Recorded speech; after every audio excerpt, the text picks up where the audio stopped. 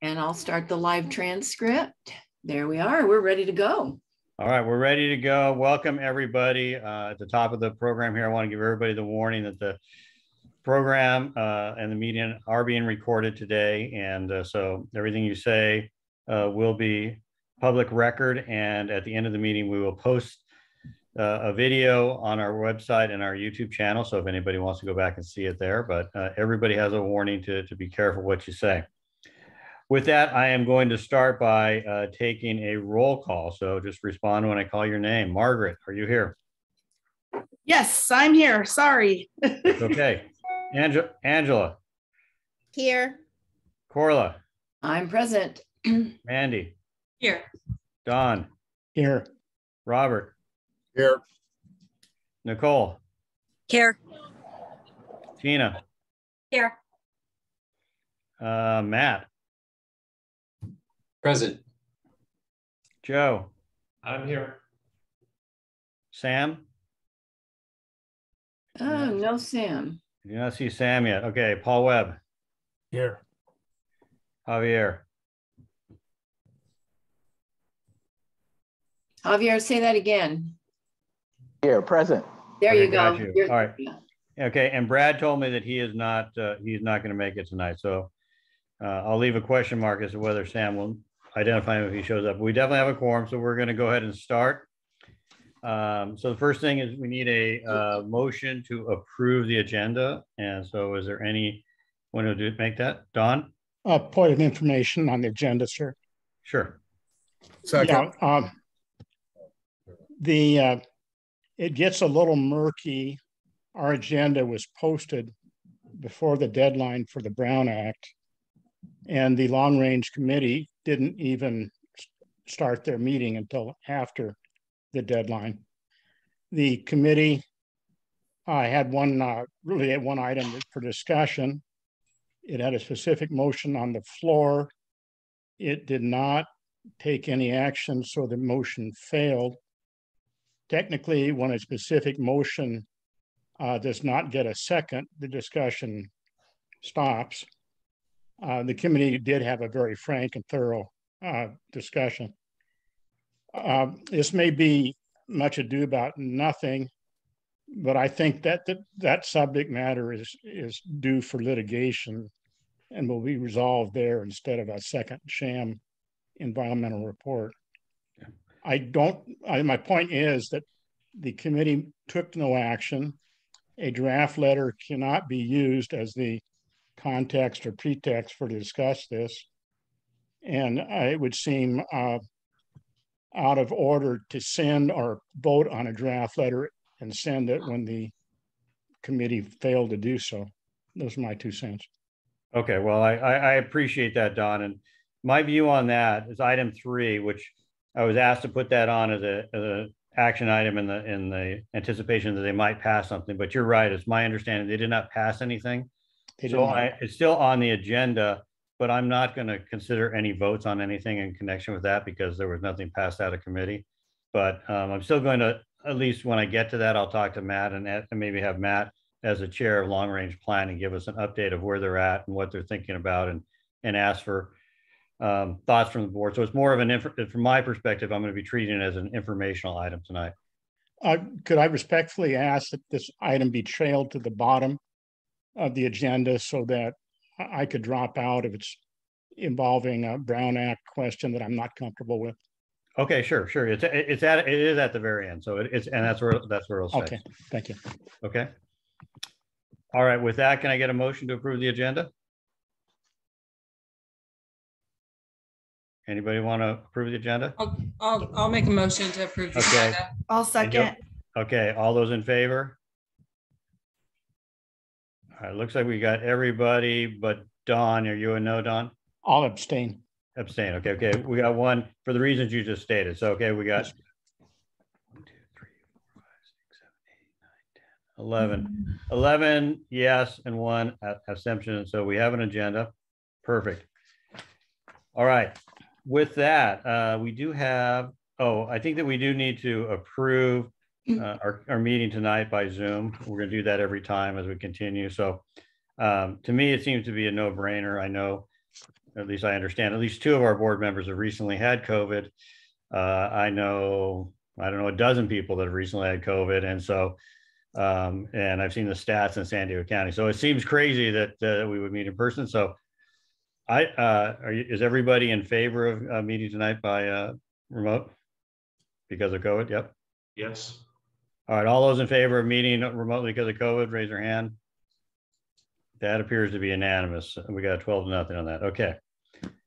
All right, and with that, now Mandy was gone last time, so I think that we have some couple of older minutes that we need to clean up. So Mandy, you want to close those? Oh, yes. Thank you, everyone. I wasn't able to attend last month's meeting. I finally got COVID. So after 2.5 years of COVID free, it finally got me. But with, you know, the election and everything going on, I got behind on some of the minutes. So I did send everyone out the April and the May main board meeting minutes to all of the board members for review. And Corla, I got your amendments. There was a few just typos, you know, those type of things that I'll change to approve. But if there's any other feedback, I'd appreciate that at this time. Why don't you make a motion to approve the April and May minutes? Sure, I'll make a motion. Well, you know, I think we have to piece them out. I'm not sure Okay. because That's of fine. attendance issues. So Yeah. I'll make a motion to approve April's minutes. And that motion includes any corrections? Yeah, any friendly that I've received. Okay, do I have a second? A second. Okay, any comments? All those in favor of approving the April minutes? Okay, they I'll are need to approved. abstain Nicole abstains. Okay. because I was not present. Thanks. Okay, all right, 11 with one abstention, which is Nicole. All right, how about you want to do May? Oh, and then May minutes. I make a motion to approve the May 22 meeting minutes with all received amendments and edits. I'll second. Corla second. Any all those in favor? Okay, and any abstentions? Matt has an abstention in the chat. I'm not sure exactly to which because he hasn't reviewed them. Yeah, I haven't had a chance to review either. So Okay, so abstain. I'm just gonna sit this one out. So you're going to abstain it. Okay, so then the official, this is going to be 11-1 with Matt abstaining to May, and it's going to be 9-2 with Nicole and Matt abstaining for April. Okay. Perfect. All right, now we're going to clean up the last minutes, which Tina did a fabulous job on. Great job, Tina. So Tina, you want to introduce your minutes? Oh, I introduce them? Well, you want to put them forward to get approved. Put them forward to get them approved. Take credit. Okay. I sent it to everybody via email. I'm new to this thing. So everybody like him? Yeah, make a motion for the June minutes to be approved. I motion to make them approved. I'll second. Okay, I'll note that Sam has arrived. All those in favor of approving the June minutes? I approve my own. Then And I'll any abstain. abstentions? Margaret, I wasn't there. Okay, Margaret and Mandy. I'm going to abstain because I came in so late on the meeting. okay. TJ, okay. I was absent. Oh, Paul, you were absent too? Okay. All that. So I think we So got, 4 Yep. abstentions. right, and we've added Sam. Yes. And Matt, okay, so I think 3. it's That 8 in favor and 4 abstentions. Yeah, 8. Yes. I apologize because my keyboard batteries went dead as I was opening up the Zoom. Okay, well, we're just getting started, so we're glad to see you. All right, so we got all the minutes approved. We're going to go to board officer minutes, officer reports. I'm going to start with mine. As president, the most important thing I'm going to tell you tonight is that we are going to respect tradition. And so in August, we will be dark. So everybody go on a vacation, try not to get COVID, and we'll be back in September.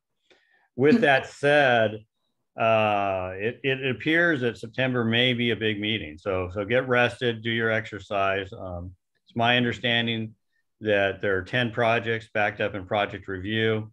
And we were slated to potentially have 5 this month, but 4 dropped out. So they're going to push hard for being in September. So September may be a really, really big meeting, but between now and then, have a good time. So other than that, we're doing well. And we talked to Don a little bit about that, but I think that Matt and Long Range and the committee members on Long Range, I'm glad to see the Long Range Planning Committee meeting again and our other committees. So I'm happy that the organization is doing well. And then lastly, I just wanted to say on behalf of my view is that, I'm very proud of Mandy. And, it takes a lot of courage to run for public office, and not always the best person wins. So Mandy was a fabulous candidate. She did really well, I think. I'm proud of her for putting herself out there. And so on behalf of the planning board, I just want to thank Mandy personally for doing that. And I'm proud of you. Thanks, Mandy. Thank you, everyone. I do want to just be grateful. This is my first rodeo, and it was such an incredible experience. And so I'm proud of my 8.33% votes. I have to say I got a really good deal on them. They didn't cost me as much money as the other contestants. And so I'm very proud of that. And I encourage everyone to continue to show up for community. This experience on the board has been very encouraging, and I've met so many wonderful people. It's an honor to serve on this board. Like I said, I'm on my designation, I'm a proud community volunteer. So I'm nothing wrong with that.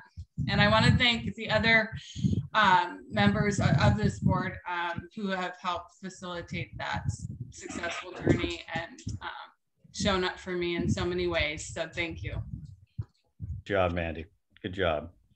All right, Margaret, as first vice chair, do you have anything to say? Yeah, I've just been continuing to try to attend a lot of the different planning board meetings, because I just want to see for myself and hear for myself what some of the other neighborhoods are fighting for and dealing with. And I can tell you across the board, they're all dealing with the same thing: over density, just overpopulation, homeless issue, community. A lot of the different neighborhoods are growing extremely upset with their small mom and pop businesses that have been in the neighborhood for quite some time being pushed out of their leases, out of 20, 30, 40 plus years of being in business, so that landlords can sell off their business properties and somehow convert them into these new sky-rise buildings popping up all over North Park, Mission Hills, Old Town, top of Old Town there. There's a lot of shaking and moving, and I can honestly tell you that we're not the only ones kicking and screaming and fighting for our community. There's a lot of passionate San Diegans out there that are actually starting to speak up now and making huge differences against the city. So I just want to encourage our board that, even though the word on the street is from CPC, yada, yada, that we may no longer exist one day, there's plenty of groups out there that are going to exist on a volunteer level that are going to fight back on some of these concerning issues destroying our neighborhoods. So there's a lot going on. There's a lot of parking being removed from neighborhoods for the additional bike lanes. And, there's just a lot going on in San Diego as a whole. So I'm pretty thankful that all of you are on this board and attending our local subcommittees. That's really important. And then providing feedback to the city as an advisory board. And I can't encourage that enough. We can't stop and give up because we're under the assumption they're not going to hear us or do something, or something's going to be brought to city council and we're going to be shut down. We have a voice. We have these groups, and let's keep protecting our community. We all live in the beautiful community of Point Loma, and as far as Midway and Ocean Beach go, they've got their own issues as well. So it'd be nice if we can all work together and support those surrounding neighborhoods as well. So I thank you all for being part of this board once again. All right. Well, thank you, Margaret. And we definitely appreciate you keeping us abreast of those issues. around the city. And I think that, you know, one of the points is right. Yeah. Not always working against the city, but working with the city to try to solve some of those issues. And so, I mean, Linus will give us a report later, but I mean, I like to work with Linus and them to help work with the police and help address some of those homeless issues and make the place a little safer. And I'll just mention that since you say that, making a difference. I think that we wrote a letter about putting bike lanes on Nimitz. And so I drove home on Nimitz today and I saw brand new bike lanes there. So I'd be interested to see what Nicole saw, if she's seen those yet, but they looked like they were marked off pretty well and pretty safe. So it looked like they did a pretty good job. And I did see DK on here. I'm very thankful he can possibly provide an update, but I drove by the Big Lots area today and was pretty happy and pleased to see a lot of police presence in that area finally. And the majority of that homeless community, you know, removed from that area and hopefully into some, you know, new shelters that have been popping up. So I hope we can get some feedback and some updates on that. But cars were actually driving through that area pretty safely today. So it was nice to see. That's good. Thank you, Margaret. Angela, did you want to make a report as second vice chair? Sure. I had shared today at PLOBRA, Point Loma Ocean Beach Realtor Association, with the members present, that news that you had shared, Fred, with ANEC Group, that after 5 long, you know, hard years of work, the FAA and the, you know, airport have implemented a new departure route. So all the flights will go a mile further, you know, off the point as they're turning south, and it's going to reduce noise and pollution in Point Loma residents. Yeah, I think that this is a big, you know, it seems like a small change, but it's a big change for Point Loma. It took a long time, so they're kicking me off ANAC now. We'll get to that later, but I got it done. Yeah, Fred, congratulations on all the hard work. That's a great accomplishment. Awesome. Yeah. That was fun. It was worth it. When does it go into effect, Fred? It went into effect on July 14th. Oh, it went. Okay, great. It just happened. So, yeah. Fantastic. Yeah. So, Corla, do you have a treasurer report? I do. Our checkbook balance after the 2 bills were paid is $698.93, and we're waiting on our stipend reimbursement. Perfect. We're rolling in the dough. Woohoo! Only thanks to Robert's birthday. All right. Thank you, Robert. How about Mandy? Do you have any secretary report? I do want to thank everyone. You know, the motion slips, I have been receiving those. So thank you for filling those out and sending those. If you have any questions about how to complete those or any concerns, feel free to reach out anytime. Thank you. Perfect. All right. With that, we will go to non-agenda public comment. So this is where we allow anybody make a comment for, you know, approximately 2 minutes. So if you have non-agenda public comment, raise your hand. Mandy, you can start. I just want to let everyone know that the ballot measure, the EIR, will be up for consideration, I believe, on Monday with the city council. And so if you would like to make comments, feel free to check out the website. I'm not quite sure where it is on the meeting, but I do plan to create like a little script or something that we can put on Nextdoor out in the public to let them know whether they're for the project or against the EIR. They can submit a script, you know, to the city personally. And so I just want to let everyone know about that. That's the supplemental EIR for Midway? Yes. On Monday, this Monday coming up. This Monday. Perfect. Okay. Sam? Yes. I'm sure all of you probably have seen this, but I wanted to just make a point that the San Diego has retreated from their blanket parking exemption with regard to the construction of new accessory dwelling units. Obviously, they didn't do that themselves. It was forced on them by the Coastal Commission, but I think it represents at least a step in the right direction, and I hope more steps in that direction can be taken. Thank you. All right, thank you, Sam. Corla, go ahead. I'd like to announce this as non-agenda. I'd like to announce that Andrea Schlageter, who's the chair of the OB Planning Group, was elected chair of CPC. She's the youngest and the first woman chair ever, and congratulations to her, and Go girls. And Well, only the second renter. And the second, yeah, good point, Paul. Yes. Yeah. Well, and Andrea is a friend of Point Loma, so we like Andrea. We told her that we supported her, and we were really happy she won, and she's very talented, so she deserved it. Any other non-agenda public comment?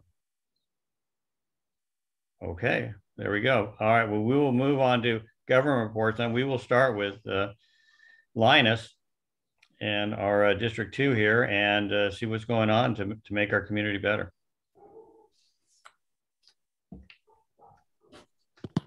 Can you hear me now? I can hear you now. All right, wonderful. So yes, there's going to be a few things I want to update you on, but first, before I give you those updates, I want to let you know I had a conversation with the council member, and the council member expressed to me that she really wants to be getting out here in the community to the meetings that you all have in the Peninsula, so the town councils, the planning groups. She's wanting to come to these meetings. So if you would like to have her at one of these meetings, just go ahead and let me know. And if you have something specific that you would like her to discuss at one of these meetings, again, just please let me know. She's really wanting to be getting back out here. Linus, I'll just tell you yes right now. I mean, yes. All right, cool. We always encourage. I mean, we've had, we like to have our elected representatives come. Any elected representative is always welcome. And, generally I let them, give them discretion to talk about what they think is important in the community, and then this group is pretty tuned in, and then they'll ask questions. But she would be welcome to come. We'd be happy to have her. All right, fair enough. I know you're all dark in August, so if you decide you do have something that you want her to specifically address with all of you, just go ahead and let me know. Yeah, so why don't we touch bases as we get closer to in September and confirm that you want her on the. I'll put her specifically on the agenda.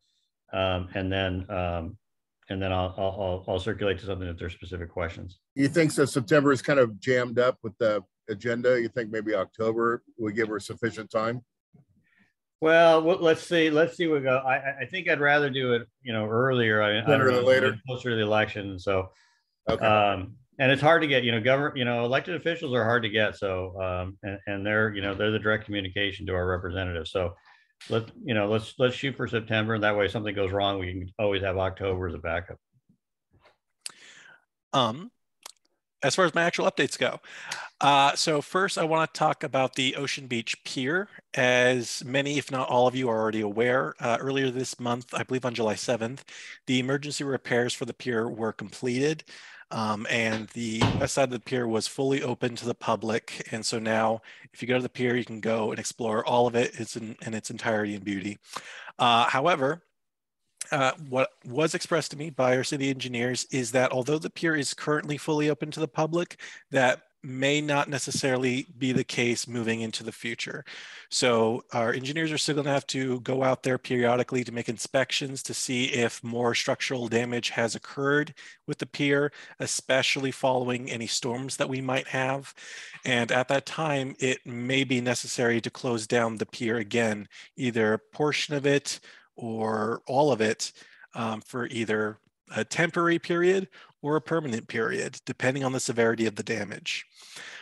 Now, with that said, the city has recently begun an Ocean Beach replacement pier task force.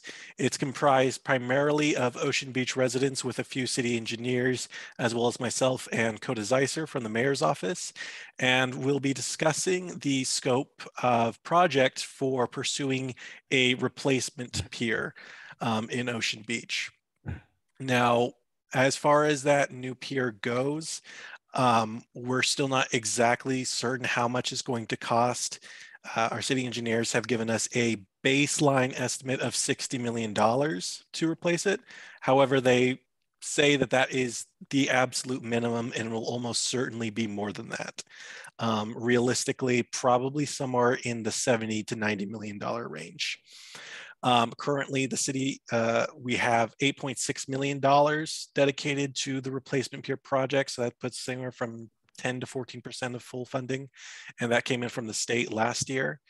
But as the pier continues to meet and continues to sort of narrow down what the scope of that project is, and we'll start to see opportunities for grant funding and other opportunities to sort of fundraise for this.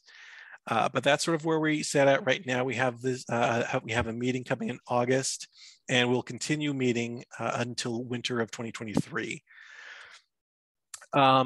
Second thing I want to update everyone on is the city recently relaunched its homeless strategies and solutions website, so that now it's easier than ever before, really, to see how the city is addressing homelessness. And the information that you will have available to you at a glance through this website includes the most recent data available on homeless persons in the city of San Diego, data on outreach services, information on how to get contact, how to contact the appropriate department or agency for various services pertaining to homelessness, and also overviews on the city's current practices as it relates to enforcement of encampments and of encroachment on city sidewalks, as well as sort of information on what the city is doing at the back end of the homelessness issue and trying to build up the housing market and trying to expand affordable housing. So I would definitely advise all of you to check that out if you get the chance. I'll post the website link in the chat here once I'm done speaking. And really, I just recommend you give it a little perusal. But as far as the current numbers for homelessness goes, at least as far as it pertains to shelter capacity, currently the city of San Diego stands at 85% shelter capacity. And that those numbers are recent as of May. Oh, sorry, can everyone still hear me? My camera's frozen. I can hear you, oh, Lon. Okay, so I'm the only one who's frozen. All right, got it. So yeah, currently shelter capacity sits at 85%. We are looking at expanding that shelter capacity, as I mentioned last month, I believe, in the newest fiscal year budget includes funding to maintain current shelter capacity and increase it. Within the next couple of weeks here in Midway, we'll be seeing the Midway Bridge shelter be finished and open. That will add an additional 150 beds, and there will also be behavioral health specialists on site to address behavioral health concerns among the people who occupy that shelter. And the city is also working to expand its safe parking lot system to try to attract more of the people who are currently living in their vehicles, to try to bring them into those safe parking lots. And the safe parking lot in Mission Valley will soon be converted to a 24/7 lot to make it easier to access for folks needing to access that service. And then the last thing I want to let you all know is, as we're all aware, we need more law enforcement officers, and the city is trying to make sure we can attract more law enforcement to work for the city of San Diego. With the latest fiscal year budget, we approved a 10% salary increase for our SDPD officers. And also just this last Tuesday here, we established, or reestablished, I should say, 2 programs that are intended to attract and retain police officers. So one of the incentives that we're establishing is that officers, if they recruit someone, whether they be a rookie or a veteran officer to join the SDPD, then the person who recruited that officer will be given $3,000 to $4,000. Again, that's $3,000 or $4,000, depending on if it's a rookie or a veteran officer that they're recruiting to SDPD. And then the other incentive program that we will be rebooting is $15,000 that we'll be giving to any police officer who transfers to the San Diego Police Department from another city department. So right now, that's all I have for you, unless there are any questions. I know, Margaret, you have your hand up. So yeah. Margaret, so why don't you go first? Yeah, just really quickly. Is it true that the majority of shelters in San Diego are fully over capacity? I don't believe that is the case. I know month to month it fluctuates quite a bit. We usually tend to stay in the 85 to 95% capacity range. But yeah, I wouldn't say that they're all overflowing necessarily. And then is there a specific shelter that caters to families? There is.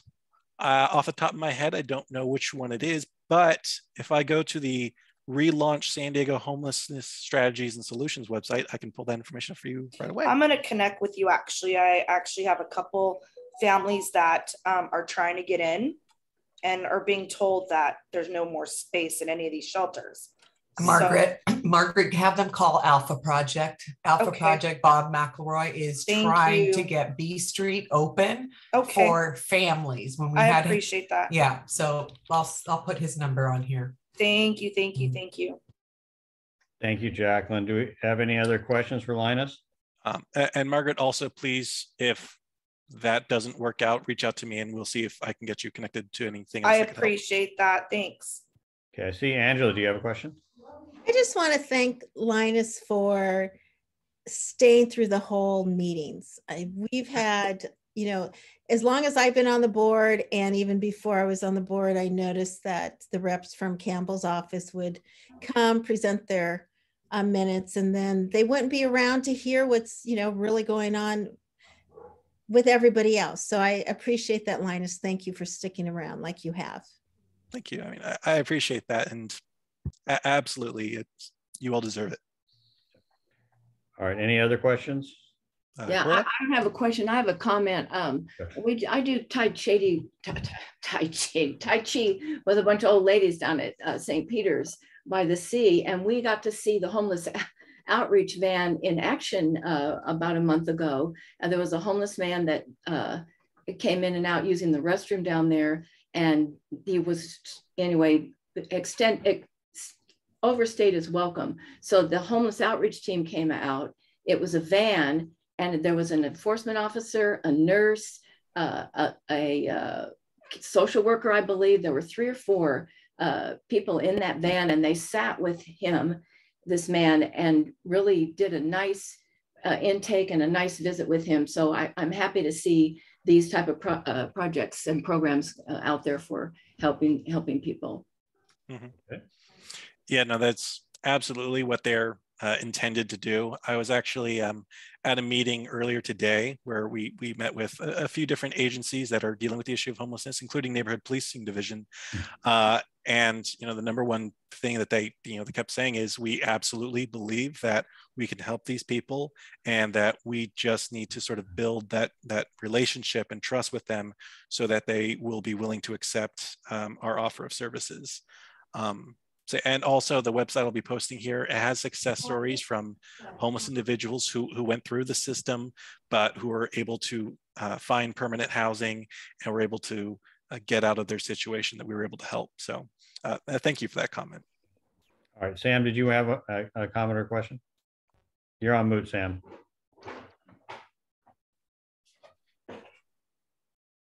I was going to ask whether the incentive program for police have actually been implemented. How long has it been implemented? Is it having any success? And is it being evaluated for better results if it hasn't had the results that were hoped for? Sure. So I'm not sure if it's been implemented quite yet. It was approved on Tuesday, so I would imagine it hasn't been implemented quite yet. Or I should say, it was voted on by council 2 days ago. So I don't really have any of the statistics as to how effective it's been, because it's not really started. But as those become available, I'll try to remember this interaction and update you on that. All right. Well, thank you, Linus. We appreciate the report. So that I'm going to move on. DK, how about, can you give us an update on Midway? Good evening. Yeah, as far as updates, I'm not sure that there's too much new. It has been a while since I was last here with you guys, though.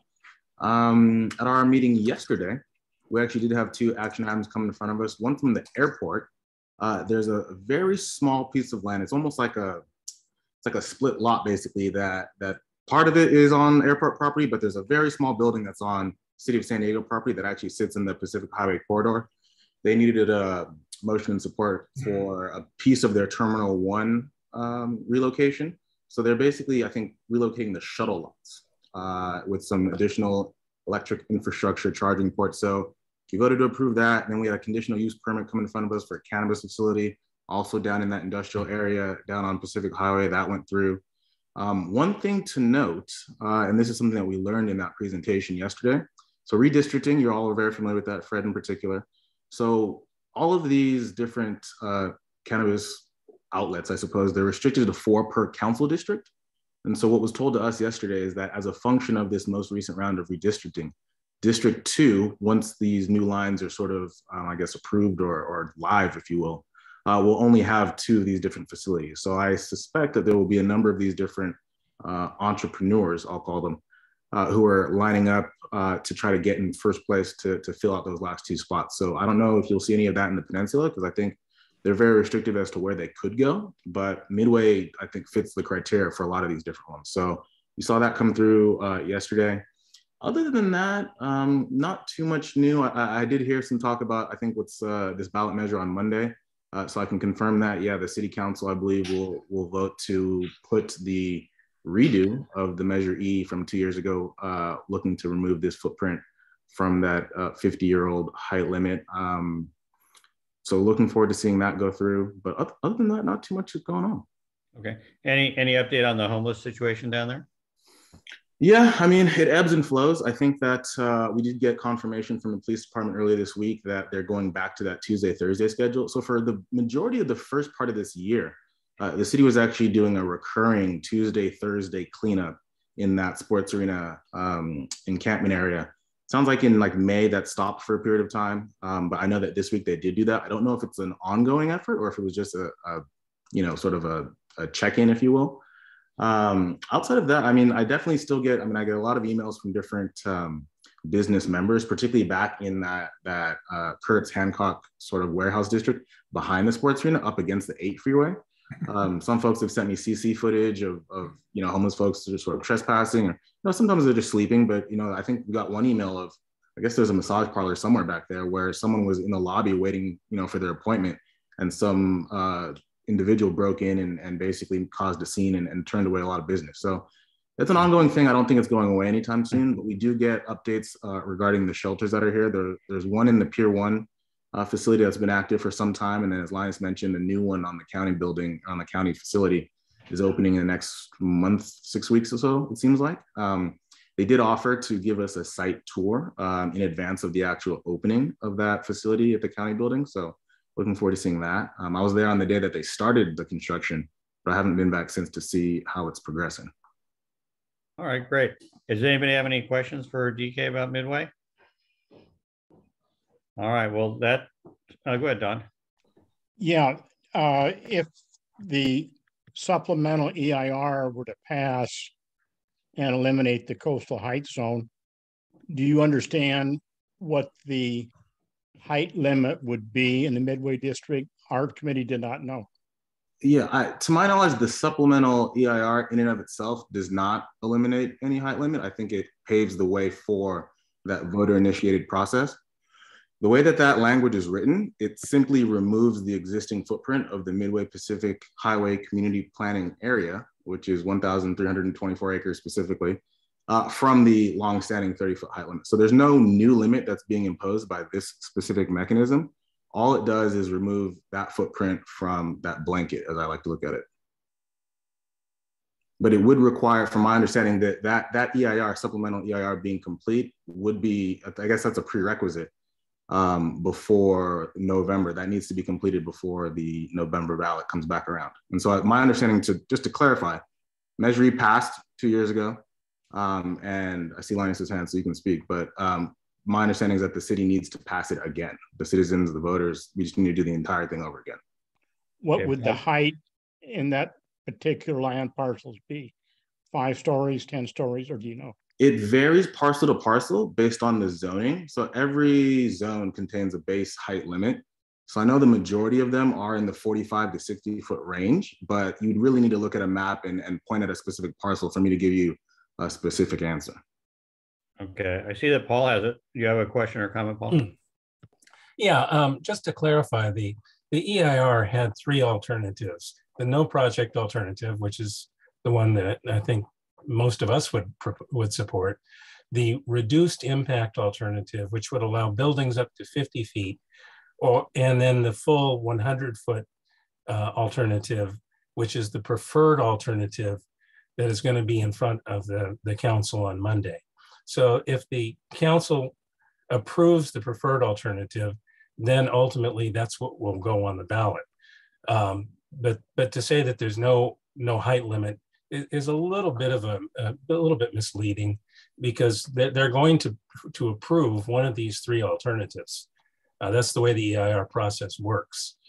Now, as DK is absolutely correct, though, in that many of the parcels in Midway do have constraints on them under their land use designation. And some of those are in the 45 to 50 foot height range. So those will not change unless there are also, if the initiative passes in November, I'm sure what we'll see is we will see a number of proposed land use changes coming back to change the land use designations on specific parcels, so people will be able to take advantage of the increased height limit. Okay. Sorry, yeah, no, my only response to that first part of what you articulated there, Paul, that's something I'm not particularly familiar with. I'll have to admit I've not been tracking this go around as close as last time around. So, I'll defer to you on that if you're confident. But I do know that there is a city council meeting on Monday at which my understanding is at least, they plan to docket this thing for this coming November 2022. Okay. Well, that's correct. But what they will do is they will approve the EIR, and they will approve in that EIR one of the alternatives. And I think we all know which one it's going to be. Okay. Thank you. Javier, did you got a? Yeah, I just wanted to add what Paul said, that the supplemental EIR will remove the 30-foot height limit, but the underlying base zoning will remain the same. Yeah. And that the sports arena, a majority of the sports arena project will have a height limit of 65 feet. That's correct. Yeah, and so there is a few 100-foot, well, more than just a few. There is a parcels that could go up to 100 feet also. Yeah, that's my understanding. Correct. Yep. Okay. All right, DK, thank you for the update. We appreciate it and wish Midway the best of luck. I see Muska down there, right? Muska, did you want to give any update on anything? Good evening. I do have an update. Thank you, Fred. I just wanted to let the community know that the Navy's efforts to revitalize Naval Base Point Loma's OTC and NAVWAR facilities continue to remain a high priority for us. NAVWAR's mission is critical to national security, and San Diego is critical to NAVWAR. NAVWAR's success. So meeting NAVWAR's mission requirement is at the top of Navy's priority. We appreciate the strong support from San Diegans for the Navy in general and this important project in particular. The Navy's preferred alternative is still a high-density mixed-use development with a transit option in two of those alternatives. And SANDAG remains a cooperating agency as we work through our NEPA analysis towards a final environmental impact statement. The Navy is updating the OTC revitalization project timeline and sequence of events. This update is in response to public comments received on draft EIS requesting additional details before a record of decision is signed. The timeline for our project will solidify once the Navy identify and work with a potential master developer to provide a prospective site plan before finalizing the EIS. Some members of the public and public agencies such as California Coastal Commission and California State Historic Preservation Office requested more specifics on how a commercial developer might design and develop the site under alternative 2 through 5. The specific information requested, such as the scale of the development, the types of uses, and the potential mix and location of those uses across the site, can only be determined once the Navy starts working with a master developer. So the Navy anticipates issuing a competitive solicitation in 2022 by the end of this year. That will be for a request for qualification and request for proposals. The Navy will work with the potential developer on multiple options for the private development of the site while continuing to evaluate the feasibility of a NAVWAR-only development funded by a traditional military construction methods. So there will be additional opportunities for public's involvement before a final EIS is released and a record of this decision is published. I don't have a specific timeline for you today, as once the Navy's RFP goes out and we have a master developer on board, we will have a better idea of what that future development will look like. And from there, we will fine tune our environmental analysis to address specific impacts. So once we do have a developer on board, we will have a more clearer picture of our timeline. That's all I have for today. Thank you, Fred. Thank you, Muskai. I know we had a very good presentation on that project last year, and so we're definitely interested in that project. So I appreciate the update. And I see a question from Nicole. So go ahead, Nicole. Thank you, Muskai. And actually, I appreciate the update on NAVWAR, but can you hear me okay? I can hear you. I can absolutely hear you. Okay. My question actually had to do with some questions from some folks that actually, on a separate note, Cabrillo Memorial Drive out to Cabrillo Lighthouse. I guess my first inquiry, is that a military maintained street, or is that a city owned? I believe it's a city owned street. And then like improvements to it, there's some rough edges on the edge that but some people, active commuters, are very concerned about dangers of the potholes and the rough edges on the Cabrillo Memorial Drive. So just inquiring who's responsible for maintaining, and if you can just help with that. I know that Navy owns it, Cabrillo, because you probably have seen the guard rail, right, that after 5 p.m. that area closes off and you need a cat car to get in that area. So it is owned by the Navy. As far as the maintenance of that goes, I have to get back to you, Nicole, because I can answer. Okay, go ahead. Thank you. Yeah, I've been working with a few different other Point Loma groups on this. Yes, Cabrillo Memorial Drive is not managed by the city of San Diego. It's managed by the federal government. I don't know who you can reach out to there, but I've reached out to Scott Peters' office and their representative to see if they can find me a contact for who you can direct your concerns to. Okay, Linus, excellent. Linus and Nicole, I can definitely follow up on this. If it's owned by federal, it's most likely, I mean, it is owned by Navy, but the maintenance, if it's under federal, it's most likely it will be Navy.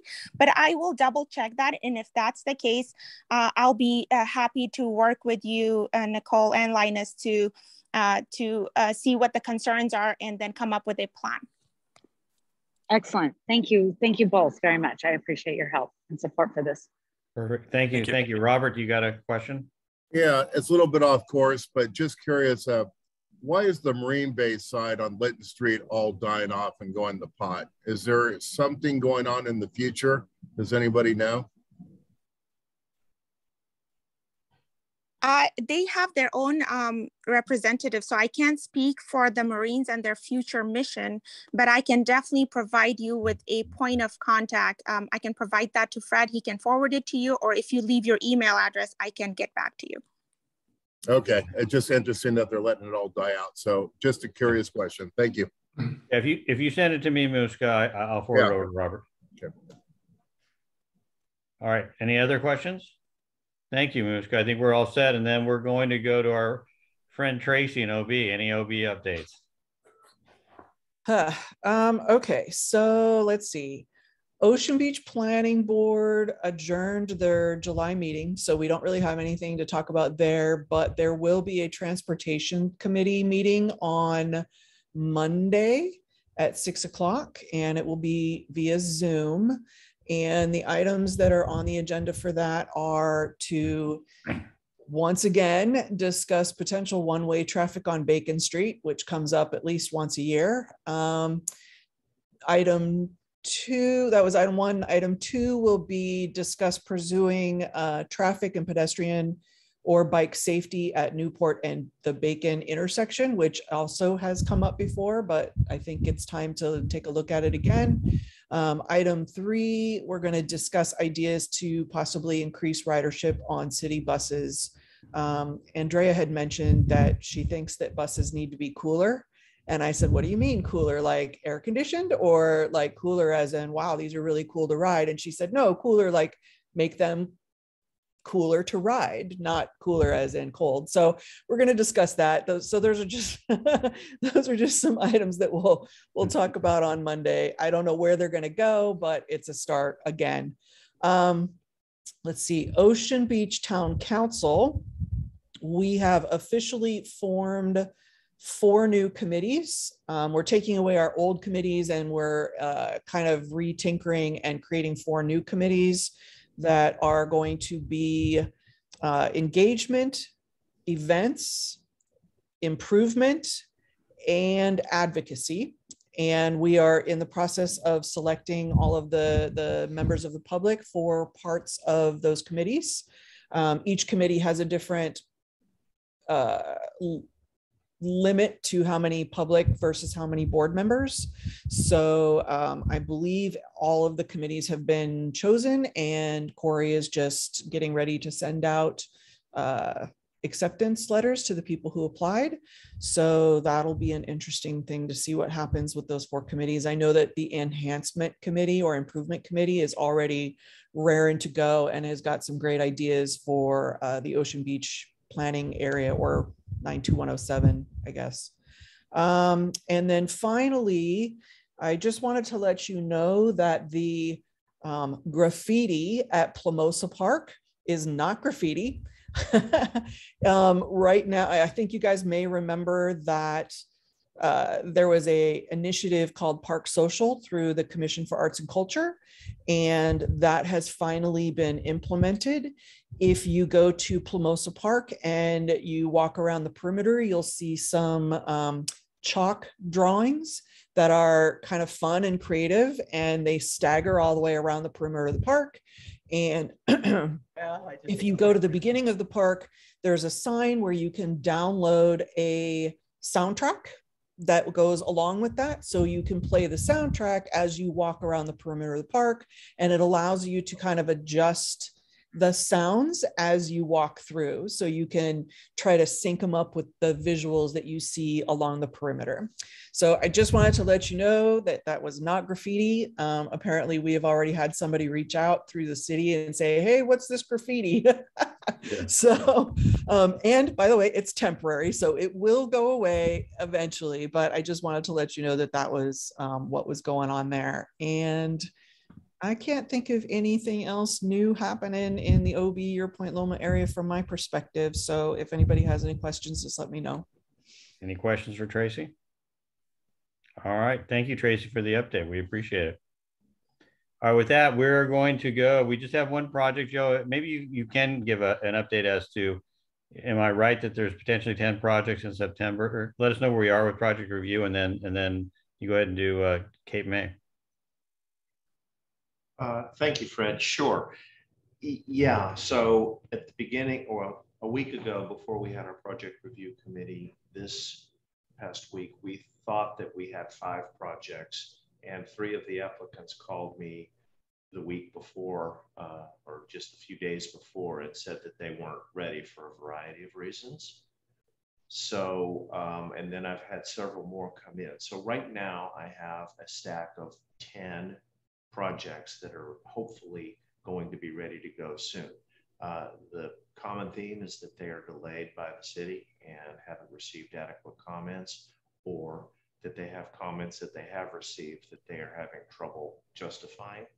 So I don't know how many there will be. There's no way that project review is going to hear 10 projects. It would end up being like a 5-hour-long meeting. And I think everyone would be a little upset with me. But I probably will have 4 or 5 even on that project review. Some of them are straightforward and simple, and I think I can group those up, but some of them are fairly complicated projects. Either there are disputes with adjacent landowners, or a couple of them are larger commercial projects. And again, those always seem to take quite a bit longer. Anyway, that said, There is only one project to review tonight. The second that was posted was actually delayed by the project review committee, again, because of some technical issues. But the first project is also one that has been before us 2 times. The first time there was actually some spirited debate, but most of it was somewhat semantic. It was over the titling of what they were doing rather than the fact that they were the titling of what they were doing rather than what they were actually doing. So this project is at 4554 Cape May, and it is for a project for a coastal development permit to convert an existing 2-story, 1,170 square foot residential unit into one 552 square foot dwelling unit and one 776 square foot ADU.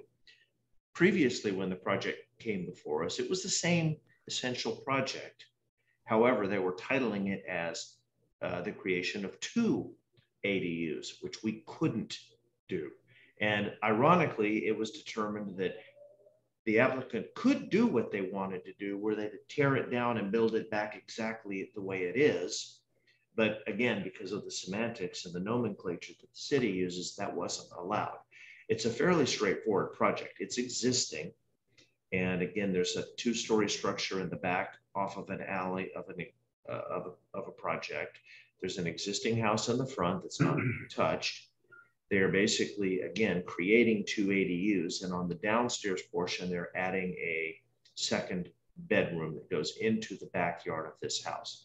The applicant is Audrey Rulin. She owns Rulin Design Group, and she is with us. I see her here, and thank you for joining, Audrey. Could you please take a couple of minutes, as we discussed previously to this meeting, and just walk us through it, and then we'll open it up for some conversation.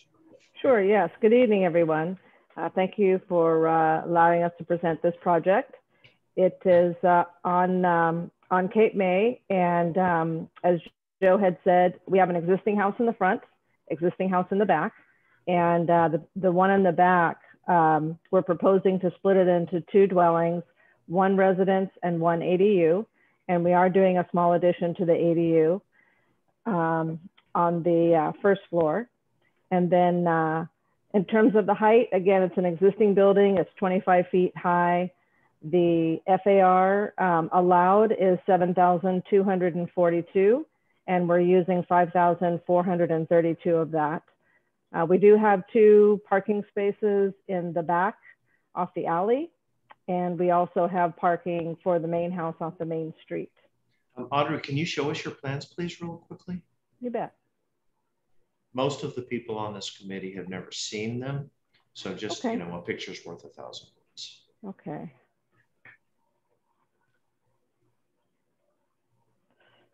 Let me zoom in a little bit here. Is that a pretty good image there? Can you all see that? Yes, thank you.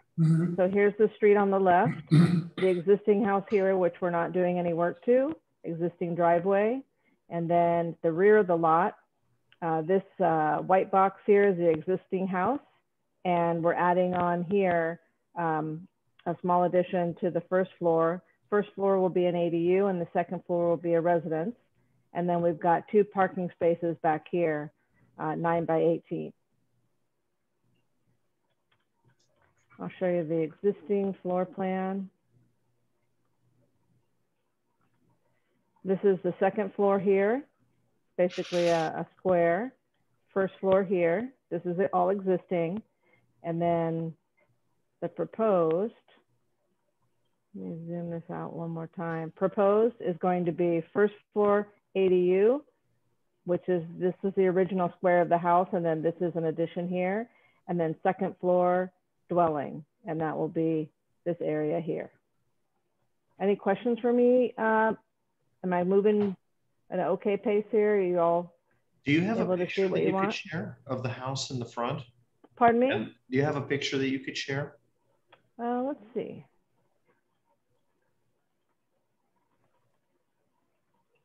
Okay.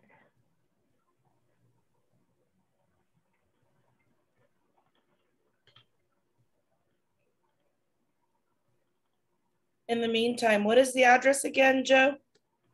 It is 4554 Cape May, Margaret. Thank you. I'm gonna look online as well. Okay. This is the existing house in the front.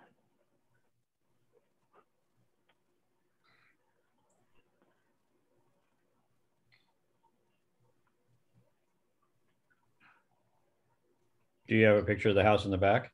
Yeah. Sure.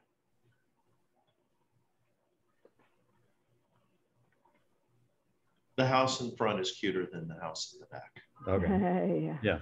Forewarning.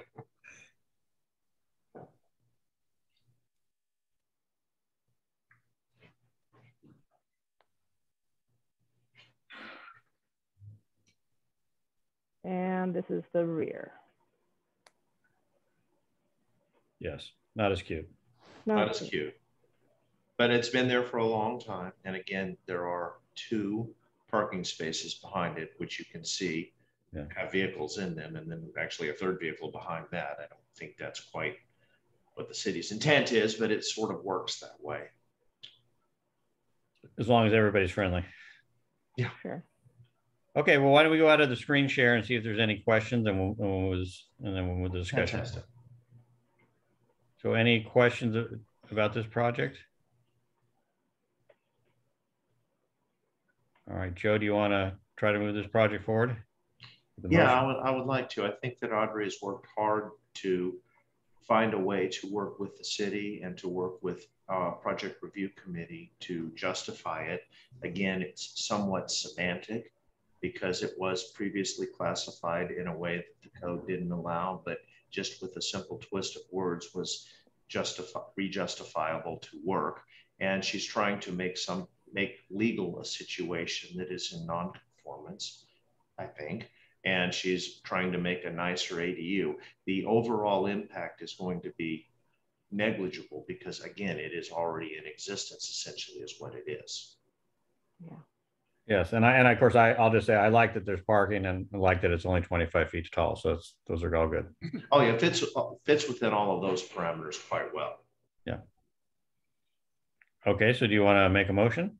Sure. I'll make a motion to approve project number 684823. And Paul, are you seconding? Okay, I've got a second from Paul Webb. Any further discussion? Okay. What was the committee's vote? The committee vote, I put it on the agenda. It was approved by the committee 7-0. Thank you. Again, it was postponed by the committee unanimously the month previously. So Audrey has tried to work with us and she's been quite proactive in contacting me and staying on top of the changes with the city. Just curious, when was that rear house built? In the late 80s, it looks like? Let's see here.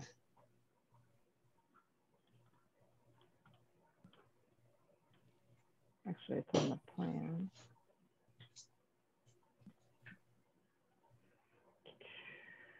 That's the existing house. Okay.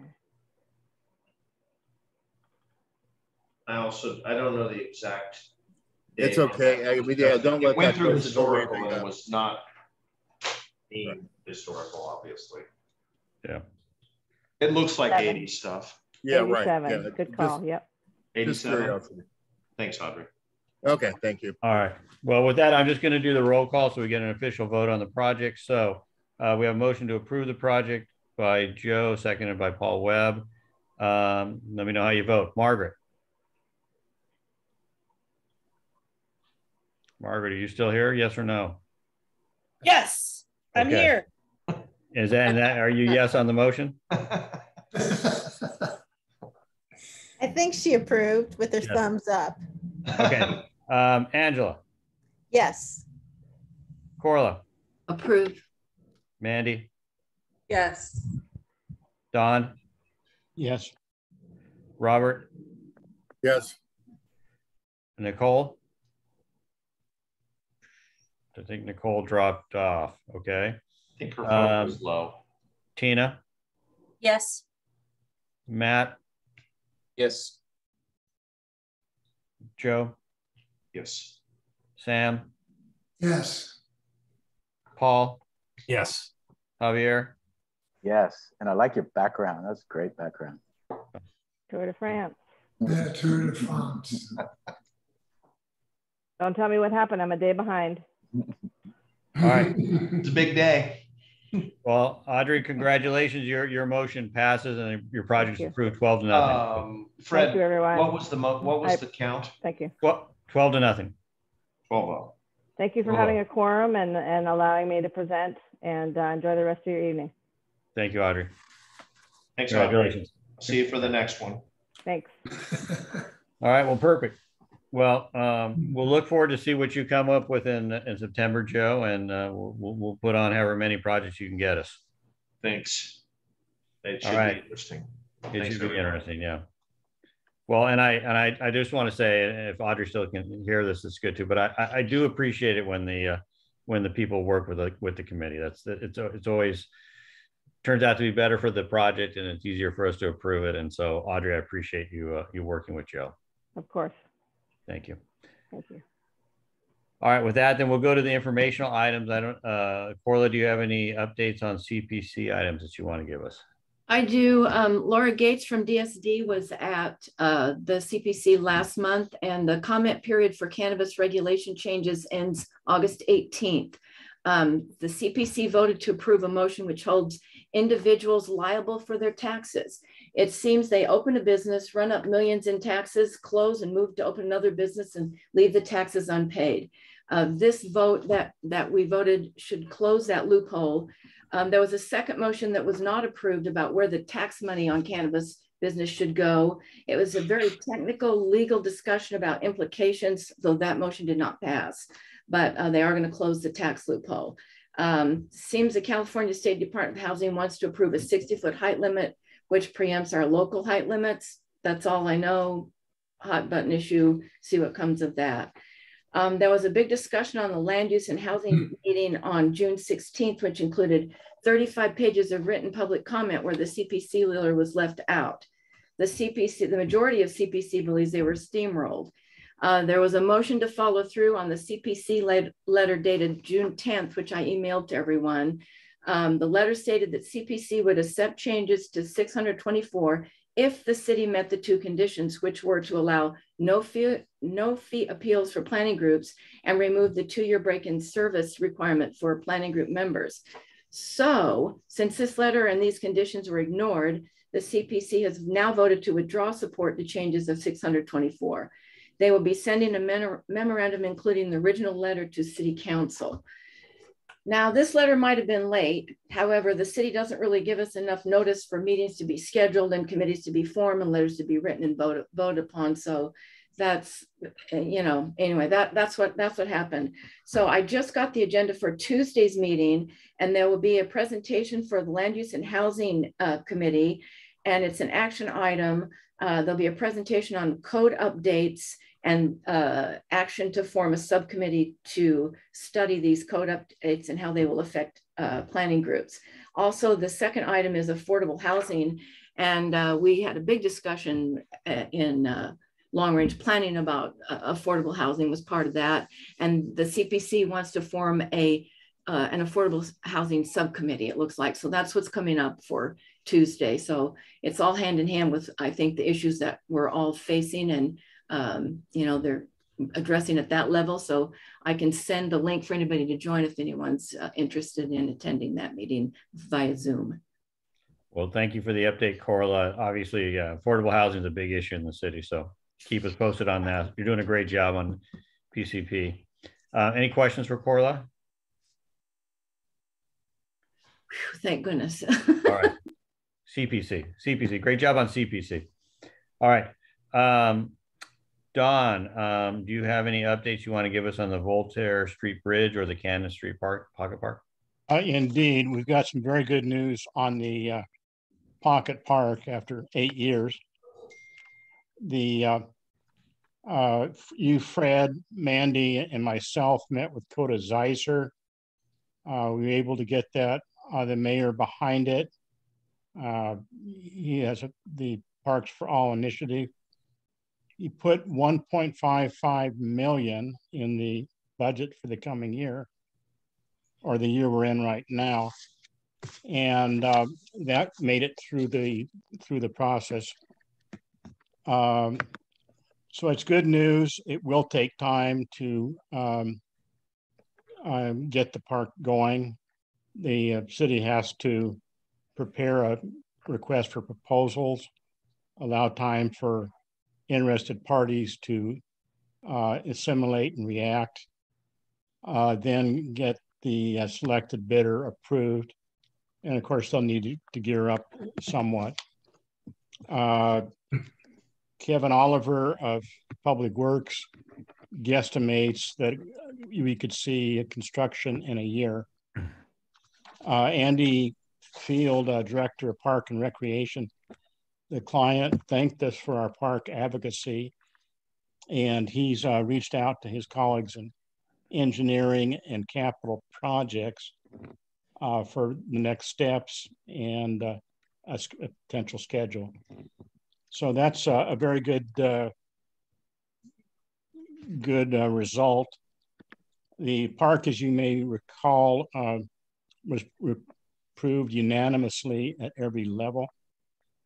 It's a simple passive park, no bathroom, no road, actually no buildings. And we'll have shade structures, picnic tables, imaginative children's play equipment, a Cabrillo galleon. We found a piece of public art that the arts and crafts actually found money for. We'll see if that's still available after these years. And so it's going forward. We've got some good news as well on the Voltaire Street Bridge. Joe Halasic is doing the heavy lifting on that pro bono. I'll let Joe take that away. Am I on mute? No. So I finally received, I think, all of the plan check corrections from the various departments at the city, and we're starting to pick those up. I hope to get it resubmitted in the next, couple of weeks here and get it on track. Now that it's assigned to everyone, the process actually speeds up a little bit, but we'll see how it goes. I think though that just after reviewing them, they're not incredibly significant. There are some rather obtuse Caltrans type corrections about stationing of things and so forth, but and the engineer who was working on it has changed firms and completed his contract, but I'll try to get someone to figure those items out. Well, perfect. That sounds like good news on both fronts. So appreciate the update. Does anybody have any questions for Joe or Don? I don't see any. So, all right, great job. Great job. All right, I'm going to move to our first action item then, which is the appointment of a new ANAC representative and an alternative. As we've mentioned here, 5 years. I've been honored to be our ANAC representative for 5 years.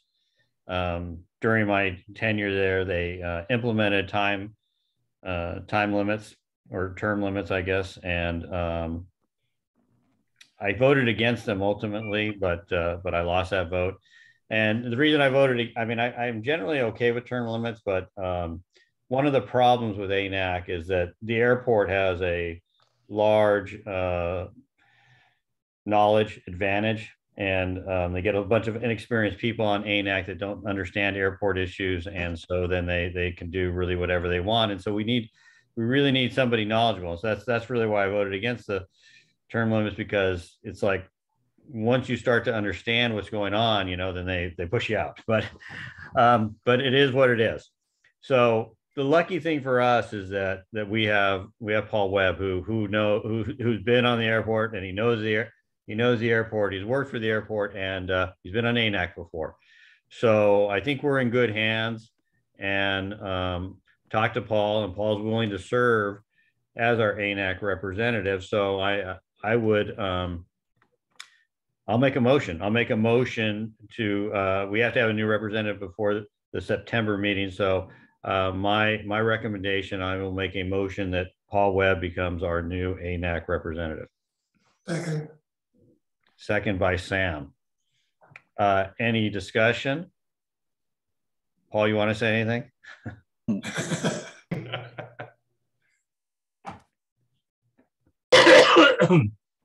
Sorry about the cough. Okay. I'm one of the people that has suffered from COVID for the last few weeks. Yeah, no, I have nothing to say. I'm happy to sit on the committee. I love dealing with airport issues, but I would like to have an alternative for meetings that I may not be able to make. I will gladly serve if Fred could be my alternate. Okay, well, let's take this one step at a time. So the first step is to elect Paul as as our primary ANAC representative. So all those in favor? All right. I think that passes unanimously. I think we have 11 people left. So 11-0, you are the new ANAC rep.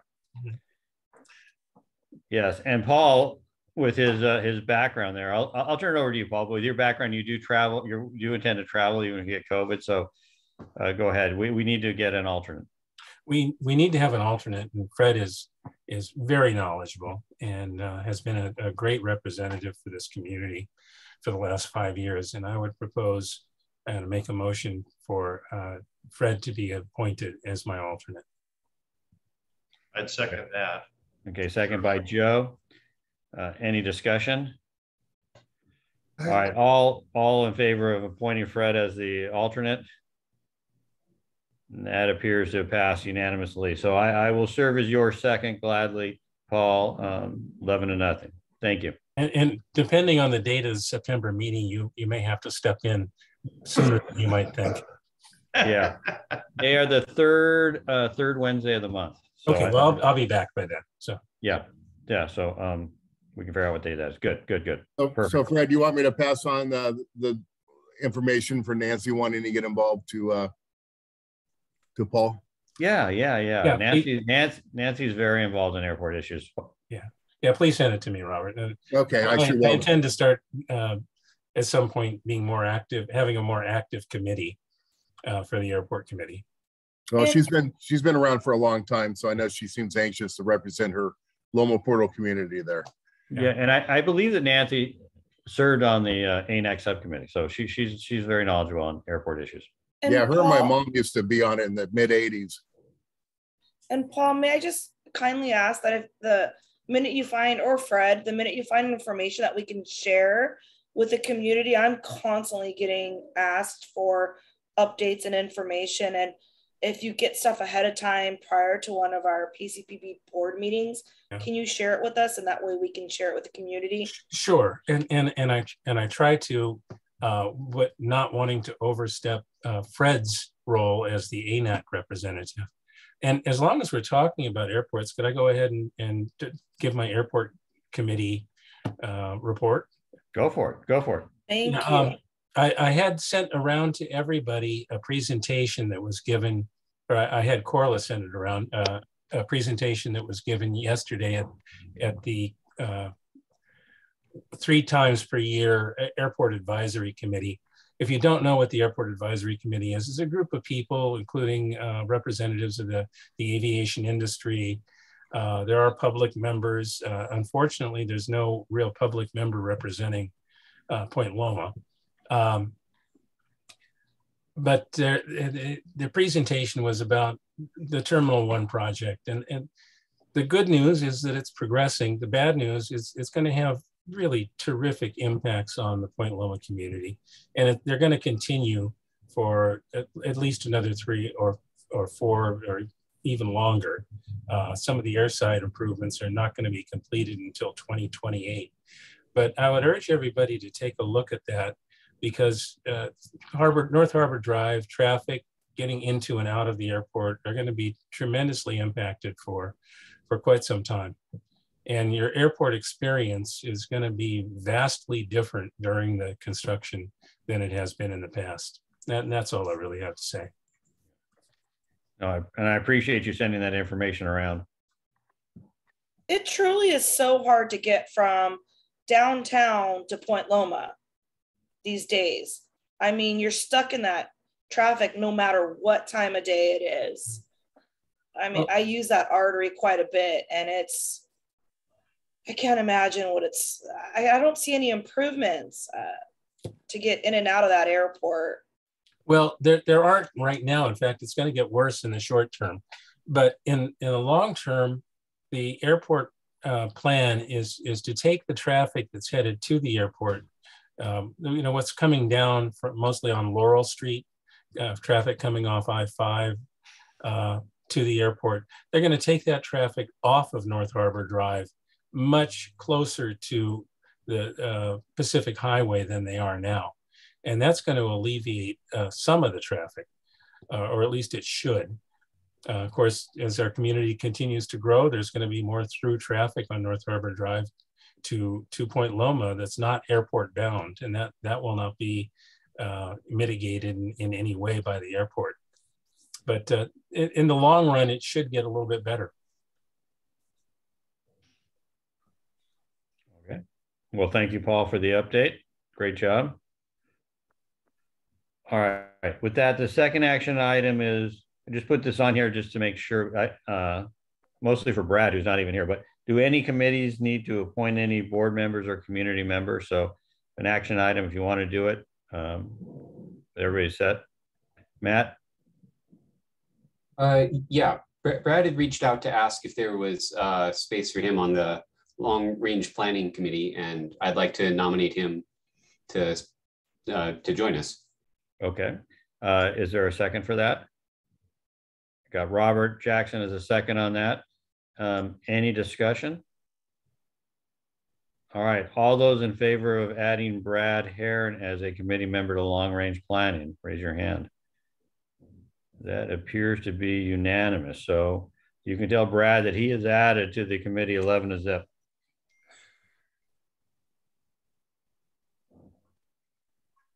Perfect. Anybody else need to take care of any committee additions?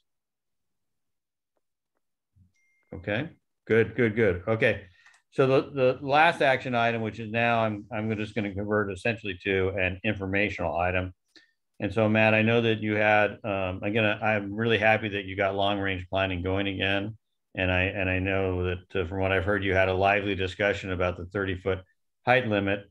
And I think it's probably is appropriate for you to sort of update the whole board as to what generally happened in that discussion. And then if you have any questions or you want to get any guidance from people, that's what we're here for. But it's just an informational item, so we'll have a little discussion on it. And so I'll turn it over to Matt to give an update. Thanks.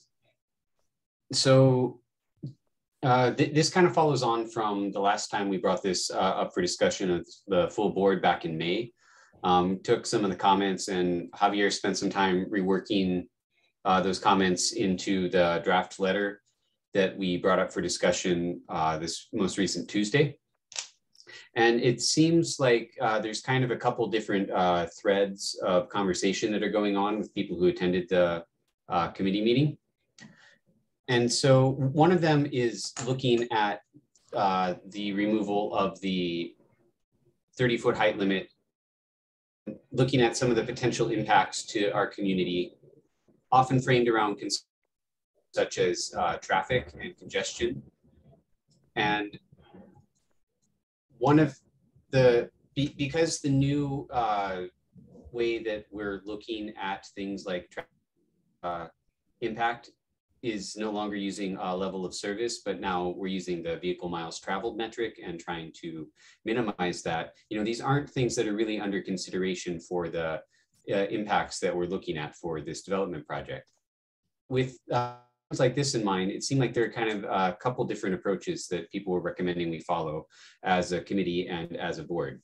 The one was that it might make sense to try to work with the city and put something like requesting that they consider of the different options that are described in the impact report that we discussed earlier in this meeting, to focus on one such as the environmentally superior alternative that would limit construction to a 50-foot height limit.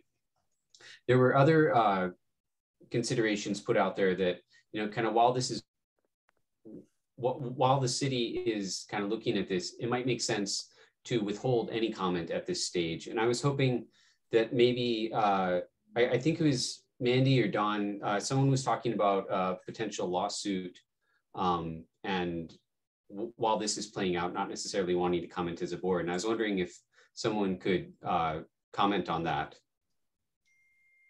I don't think that was really, I mean, that's one of the factors, but the other issue is as we stated earlier, the ballot measure has not been introduced to the public. And so with the EIR, the letter that was presented was the option for a compromise of 50 feet, I believe, correct? The superior option, that was what was presented at the meeting. It's just determining that but to answer your question, it was just one of the factors. It was, I think, presented to state that's why we were back here in the first place, is due to the litigation from the group Save Our Access because of the lack of the EIR with the first RFP. That was my understanding. So. Okay, thank you, Mindy. And so with these kind of considerations in mind, it didn't seem like we reached a consensus within the committee at the time on Tuesday. So we failed to take action on, you know, approving the letter and bringing it forward tonight. Yeah, Matt, I just give one comment on that. I mean, you know, I wouldn't look at it so much as a failure. I mean, that's part of the process, right? Part of the process that's why we have committees, is so that we get and have a cross section of people there so that we can get different points of view. So sometimes it takes a while to get it out of committee, and you got to work together to come up with a decision that everybody can approve. So I think, you know, I'm proud of long range planning. I mean, this is exactly why we have long range planning, so that you guys can discuss the issues, get different perspectives, and try to develop a cohesive plan on if we should take action, or maybe we shouldn't take action, and all that. So I'm glad that you guys discussed it, and I'm glad you decided not to do anything until you get more of a consensus. But I see Margaret has a comment, so go ahead, Margaret. We just, I think as a whole, we went back and forth for quite some time at this meeting. Really productive, excellent points from everyone. We should approve the letter or not. I think the biggest concern to us, I think, was the taking action on the height limit aspect of it, because there was litigation against it. There was a lot of concern from the community, and quite frankly, San Diego as a whole is going through this whole, you know, density problem. So, you know, we really weren't instructed by Midway to ask for support in sending any type of action or letter, you know, supporting the lifting of the height limit, removing it. And so we felt that if we're going to do it for one community as a community planning board, it may open up a can of worms moving forward for our own community. So we were pretty cognizant as a group. There was a motion made, but there was no second on it.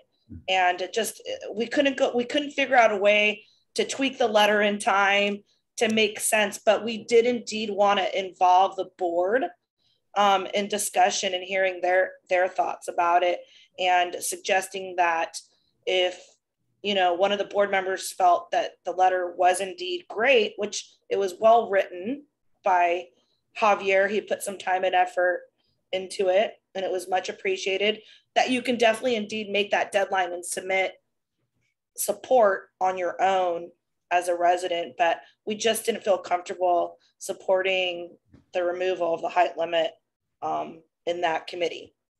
Yeah, well, and again, I guess my general comment is going to be that we're obviously interested in the Midway development, because it's going to impact Point Loma too. And so, but you know, it is a different planning district, so that there's certainly an issue that runs through there as to whether we should make an official stand on that or not. And so that's, I would leave that to the committee to make a recommendation, and then the board members can think about it. We want to see Midway developed, and we're in full support. Yeah. It's just that removal of that high limit that's been in place for so long is what got the, you know, heated discussion, passionate discussion going. Yeah. And I'm just going to say again, I'm going to go back to my point that I'm happy that you guys had a discussion and got to work on it. In the past, right, and Don knows this, right, there's been things that the boards rushed in to approve or send that weren't thought through all the way. And then we got, a year later, we have to change our mind and retract the letter and take a new position. So I'd like to see the committee think about the different angles and be thoughtful about it. I mean, because it's a big project and there's a lot of different moving pieces. So I appreciate having a thoughtful discussion. Go ahead, Corla. Yeah, again, Margaret hit it right on the head. That doesn't preclude anyone from sending their own letter and comments into City Council. I didn't realize it was coming up on Monday. That's a short time limit. But this new revised EIR has 3 options that will City Council vote on, and that's a take no action, a 50-foot, and Javier, help me out. What's the third? Oh, reduced density. Reduced density. Yeah, so there are options in that ER that are going to be presented. So that's something else to take into account, which kind of muddied up the decision for the committee. Okay. Mandy? I would like to thank Javier. It's not an issue of how we prepared the letter or what it is. It's just, again, he's pushing up against a precedent in our community.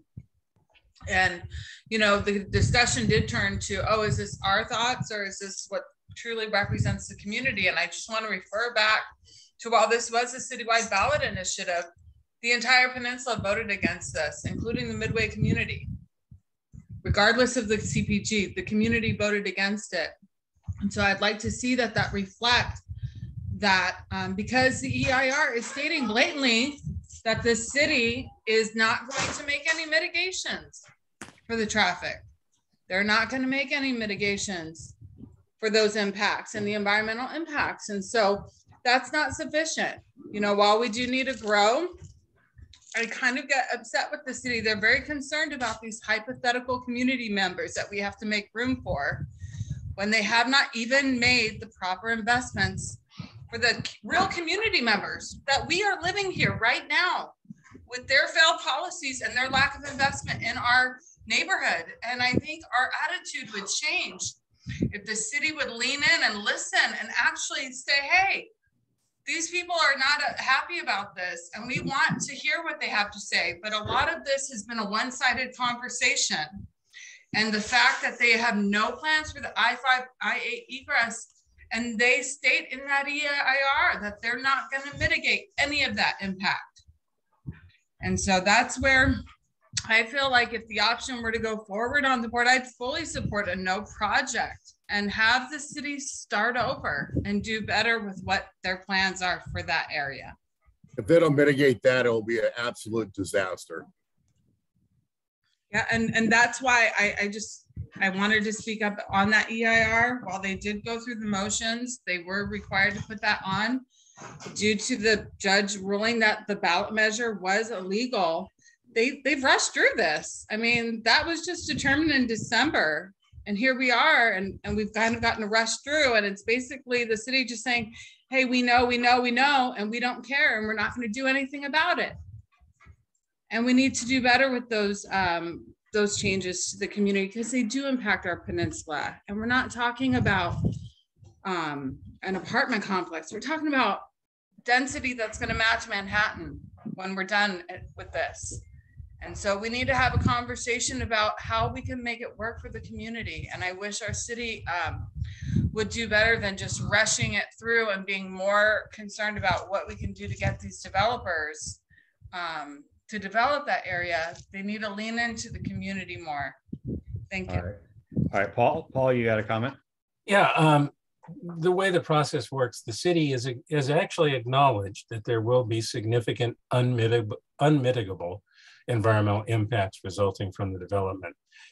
Which is in effect their way of saying that there are overriding social and economic considerations that will justify the approval of the supplemental environmental impact report, despite those significant and unmitigable impacts. This is an absolute dereliction of duty, I think, to just write off the effects that this project is going to have on not just us, the city as a whole. I mean, Midway is the heart of many neighborhoods. It's a choke point for a lot of us, and it's just going to get worse. And the city acknowledges it, but they're in essence, they're saying we do not care. The same thing with the airport expansion, significant and unavoidable harm to humans. And, you know, you go ahead. Well, you know, you have the Midway plus the 5,000 units at Riverwalk with a 70-year-old roadway system and, you know, infrastructure from World War II. It's absolutely going to be a disaster if that's not addressed. And Navwars on top of all that. Right. Yep. Yep. All right. Well, that's good. That's a good discussion. Javier, you want to add something? Yeah. I just want to. Yeah. Well, first of all, I do want to say that the good boards have diverse opinions, and I thought we had a good discussions, and I really appreciate the discussion and the different points of view. There was 12 comment letters, only 12 comment letters received on the supplemental EIR. And there was a handful of those comment letters supported a reduced height limit. That's probably the only Hail Mary that, or opportunity of any alternative growing legs. I know it's not ideal, but in the Rules Committee, this ballot measure in June just passed. There was no discussion. There was citywide support from the committee. So I hope, as Corla said, that on Monday, that everyone here can get on Zoom and voice their opinion, the no project alternative. And I'd really hope to see that before November, that this community can get organized and really put some votes out there and vote this measure down. So thanks for the discussion. You know, I think it was good. And Javier, I think everybody's happy to see you on the board and seeing you jump right in your good work. So thank you. So with that, can we get a link for that meeting on Monday if we choose to get onto it? I'm on that email list and I haven't gotten anything about that. DK, do you have that information? I think what you guys are talking about is just the normal city council meeting. So that should be, I'll drop that link into the chat. It's just on the city's website. All right, Paul, did you want to make one last comment? Yeah, and you know, Project Review Committee really struggled to get a letter out, but because of the short time frame, we could not get the letter out and get it in front of the full planning board. Project Review was pretty unanimous, saying that we preferred the no project alternative, but we could live with the reduced impact alternative if absolutely necessary. But we really tried, but the timing was just so difficult to get something in before the deadline, and the city didn't really do us any favors by establishing the short deadline that they did. And this is happening at CPC repeatedly. Yeah, they're doing everything they can to essentially eliminate dissident groups like us from having any voice. Yeah, we're a mosquito to them. Yeah. That's all right. We won't give up. We won't give up. Hey, Paul, and I really appreciate all your comments and input. You know, your insight on the EIR process was very helpful. Yeah. All right. Well, thank you for that update. So now I'm going to turn to the end here and see if there's any other committees that want to make any reports. I think we've had an airport update already, long range planning and project review. Any other committees, traffic, environmental, anybody want to make any updates? I just did want to let everyone know, just with the summer and the stand down in August, our next meetings will most likely be in September for all the subcommittees. I'll start getting that going, and I'll be sure to bring interested community members back through. I did also want to let you know, I appreciated you approving the board, approved the 2 letters of recommendation for the high school liaison students last month. I got those and I've turned those on to our 2 liaisons that we had this cycle. And I'll talk to Fred about the next cycle of how we can get board approval to do another season of that. Because I felt like that was such a great experience. And I really encourage, if you know of any high school age students, when we do this again, to let them know, because I think it's a great advantage to have, and makes you a little bit more competitive, I think, especially when you're applying for college these days. Well, and I think, Mandy, I think, yeah, just look at the old procedure and let's kind of, and I'll work with you, but we'll get sort of use the same procedure. If there's anything we need to think, we can do that. But I tell people when they talk about our planning board, I mean, those are two things that we do that other people don't do, right? I'm not aware of any other planning board that has an environmental committee. And then I'm not aware of any other planning boards that have student liaisons. And those are young people, right? Those are the future. Those are the future. So those are two great things that we do that are special, and I'm proud of those. I bragged about that at CPC during non-agenda public. I said, we are the only ones that do this, and, you know, thanked Mandy for all of those efforts and getting that together. It's just, I'd like it to be expanded. I think it's something that aligns with even the mayor. He's established kind of a youth coalition of people for young students and high school and college age students to get more involved in the process. So it's just a way to encourage community participation and plant those seeds of, you know, people getting involved and showing up. So I think that's all I have. But again, meetings will be in September. And then anything with traffic, if you have anyone reaching out for any issues, feel free to send them my way. If we can help advocate for them from the subcommittee level and from the board, I'd love to do that. But that's all I have. Thank you, everyone. Thank you, Mandy. All right. So any other committee comments or anything that anybody wants to say? Raise your hand. Speak now or forever hold your peace. Let's go September. Eat. What? All right. Well, with that, everybody have a great August. Thank you for all your hard work. You guys are great. Really appreciate it. And I will look forward to seeing everybody in September. So thank you. Thank you.